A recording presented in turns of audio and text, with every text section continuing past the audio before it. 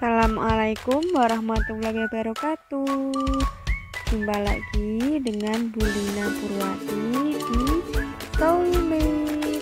Mari berbahagia belajar matematika.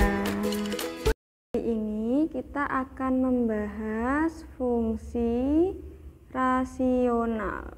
Fungsi rasional itu apa sih? Gitu. Nah, berdasarkan definisi bilangan rasional itu adalah bilangan yang dapat dinyatakan dalam bentuk P per Q.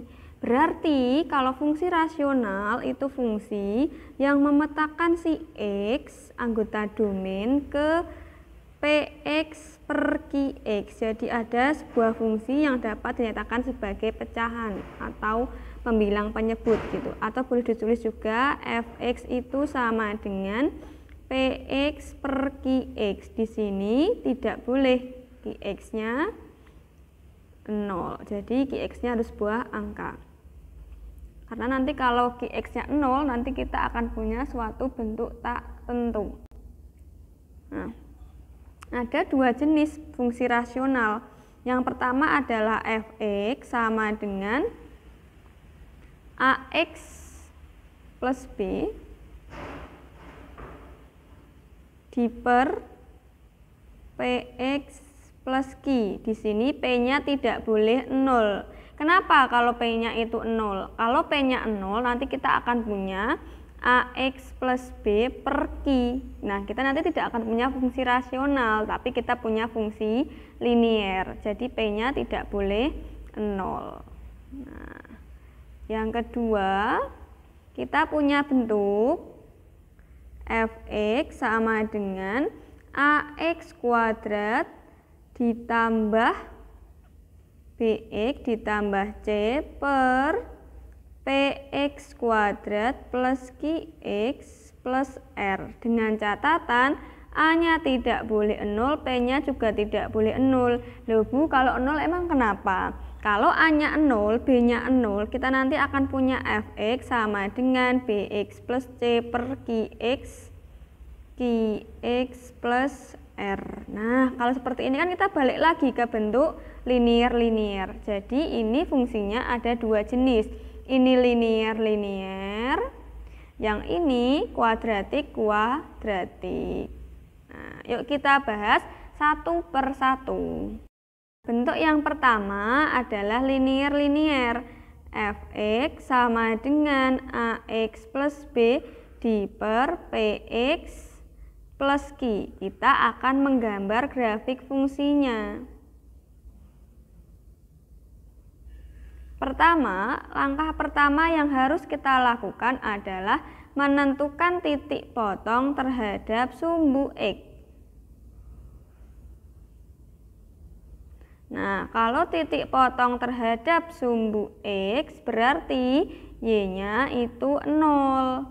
Nah, yang kedua itu menentukan titik potong terhadap sumbu Y. Berarti sekarang X-nya yang 0. Yang ketiga, menentukan asimtot tegak. Asimtot itu apa sih? Asimtot itu adalah suatu garis yang didekati oleh grafik. Gitu. Nah, asimtot tegaknya gimana caranya? Yaitu saat Y-nya mendekati tak terhingga. Nilai Y itu mendekati tak terhingga. Kita hanya memperhatikan si penyebut itu harus sama dengan 0. Px plus Q-nya sama dengan 0. Nah, sebenarnya asimtot tegak itu kita hitung menggunakan limit. Tapi karena kelas 10 belajar limit, jadi untuk fungsi linier, untuk mencari asimtot tegaknya hanya perhatikan penyebutnya. Penyebutnya sama dengan 0. Kita akan ketemu suatu garis yang disebut asimtot tegak. Yang nomor 4, kita harus cari asimtot datarnya. Nah, asimtot datarnya gimana? Yaitu sekarang kita cari. Nah, ini itu asimtot datar itu saat X-nya mendekati tak terhingga. Artinya pakainya limit, tapi untuk kelas 10 kita hanya mencari aja. Di sini langsung ambil koefisien pangkat tertinggi atau koefisien X. Berarti nanti asimtot tegaknya adalah Y sama dengan A per P. Untuk lebih jelasnya, kita akan menuju ke contoh soal. Misalkan, Bu Lina punya fungsinya adalah fx sama dengan 2x min 4 per x plus 2. Pertama, kita disuruh menentukan titik potong terhadap sumbu x. Nah, berarti Y-nya itu 0, berarti kita akan punya, di sini berarti fx-nya 0 itu ya. Y sama dengan 2x min 4 per x plus 2. Nah, karena Y pertama itu Y-nya 0 sama dengan 2x min 4 per x plus 2, berarti kan penyebut tidak boleh 0 untuk langkah pertama. Berarti yang 0 siapa? Yang 0 berarti yang pembilang gitu.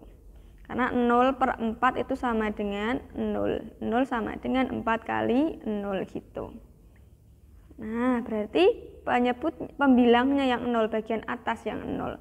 Berarti kita akan punya 0 sama dengan 2x min 4. 4-nya pindah ruas, 4 sama dengan 2x. Berarti x-nya ketemu 2. Jadi titik potong terhadap sumbu x-nya, karena y-nya 0, x-nya 2, berarti langkah pertama kita peroleh titiknya adalah 2,0. Nah, langkah kedua itu menentukan titik potong terhadap sumbu y. X-nya sekarang yang 0. Nah, kita tadi punya y-nya ini. Berarti y sama dengan 2 kali 0 min 4 per 0 tambah 2. 2 kali 0 itu 0 min 4 per 2. Min 4 per 2 sama dengan minus 2. Di langkah kedua berarti kita punya titiknya adalah x-nya 0, y-nya min 2. Berarti 0, min 2. Langkah ketiga kita diminta menentukan asimtot tegak. Kita memperhatikan penyebutnya. Penyebutnya siapa sih? Si x plus 2. Berarti asimtot tegaknya adalah x plus 2 sama dengan 0. Berarti kita punya x sama dengan minus 2. Yang keempat, asimtot datar. Asimtot datar kita tinggal ambil koefisien x 2 diper x ini berarti koefisiennya 1. Berarti datarnya adalah y sama dengan 1. Nah, kita gambar dulu koordinat kartesiusnya. Nah, kita gambar dulu asimtotnya ya. Kita gambarnya putus-putus karena tidak akan pernah karena hanya didekati gitu loh. X sama dengan minus 2, berarti di sini minus 2. Y sama dengan 1, di sini 1. Kita gambar putus-putus.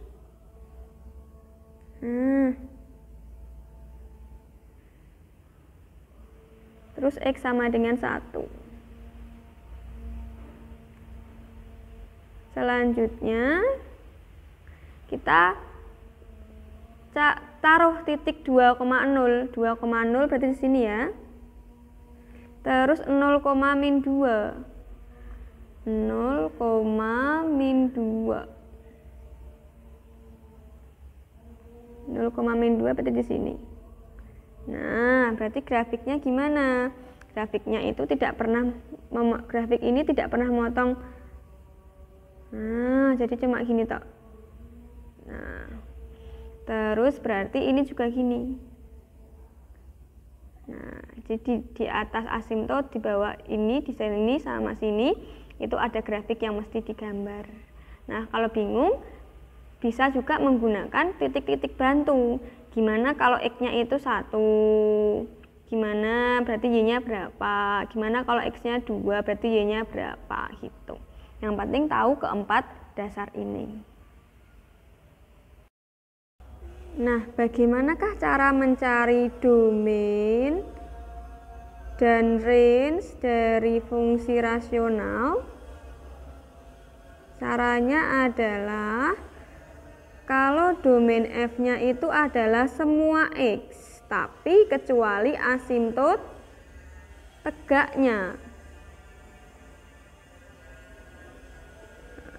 Terus range-nya berarti semua nilai Y pada garis bilangan tadi, pada koordinat kartesiusnya. Kita cek. Berarti di sini asimtot tegaknya siapa? Oh, X sama dengan -2. Berarti contoh tadi domainnya adalah X, di mana X tidak sama dengan -2. Range-nya apa? Range-nya berarti Y, di mana Y anggota bilangan real. Sudah.